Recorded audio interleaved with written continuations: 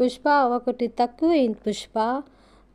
ఈ video last దాకా చూడండి. దీంట్లో ఒకటి తక్కువైందండి. ఈ వీడియోలో ఏం తక్కువైందో నాకు లాస్ట్ దాకా నాకు మెసేజ్ పెట్టండి. ఏం తక్కువైందని నేను లాస్ట్లో చెప్తాను.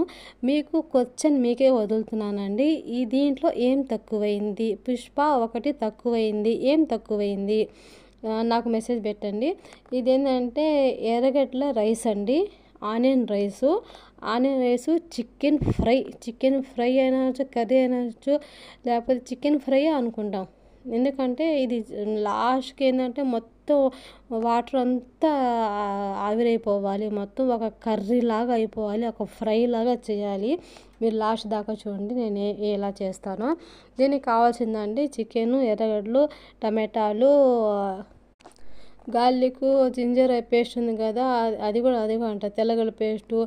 ఇంకా అవన్నీ మసాలాలన్నీ మీకు ఏమేమి నచ్చితే అవన్నీ మసాలాలు వేసుకోనండి. నేను వేసిన మసాలాలో కానీ నేను ఒకటి తక్కువైంది పుష్ప.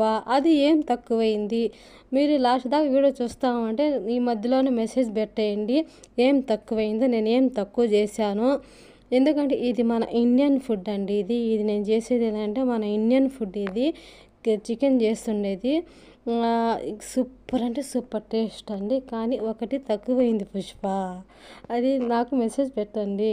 ఈ వీడియో చూస్తా లాస్ట్ దాకా చూస్తా మెసేజ్ పెడతారో, లేకపోతే మీరు ముందరగా మెసేజ్ పెడతారో మెసేజ్ పెట్టండి. ఒకటి తక్కువైంది పుష్ప. తర్వాత ఏంటంటే ఇవి కొత్తిమీర అండి, కొత్తిమీర, పుదీనా, తర్వాత నిమ్మకాయలు కూడా వేస్తాను. ఆ నిమ్మకాయలు మొత్తం అలాగే వేసేస్తాను, ఎందుకంటే టేస్ట్ వస్తుంది. ఇది అలాగే వేస్తే కొంతమంది జ్యూస్ వేస్తారు, కానీ ఆ జ్యూస్ అది కానీ వేసేస్తే సూపర్ అని. కావాలంటే లాస్ట్లో కానీ మీరు అన్నం అది వేసుకొని తింటారు కదా, అప్పుడు కానీ నంచుకొని తింటే ఆ నిమ్మకాయ ఒక ఊరగాయలాగా టేస్ట్ వస్తుంది. మీరు ఒకసారి ట్రై చేయండి. సూపర్ అంటే సూపర్ టేస్ట్ అండి. ఇది అదే చెప్పాను కదా ఆనియన్ రైస్. ఇది ఆనియన్ రైస్ రెడీ అయిపోయింది. దీనికి ఏమేమి కావాలో మొత్తం నేను ఒక వీడియో పెట్టున్నాను, ఫస్ట్లో ఉన్నాయండి వీడియో, ఒకసారి ట్రై చేయండి ఆ వీడియోలు. తర్వాత ఏంటి దక్కుస్ అండి, మేము చెప్పాను కదా దక్కుస్ అని, టమాటాలు పచ్చిగానే అంటే ఉడకకుండా అలాగా అవి దక్కుస్ రెడీ చేశాను. అంటే వీళ్ళకి కూర అంటే మన ఇండియా కానీ వీళ్ళకి ఇదే కదా తినేది కూర. తర్వాత అంటే అవి రెడీ అయిపోయిన తర్వాత అంటే అన్నం మొత్తం వాళ్ళ ప్లేట్లో వేస్తున్నాను నేను. ప్లేట్ ఇచ్చిన తర్వాత ఇది కర్రీ అండి, చూడండి ఎలా కర్రీ అయిందో.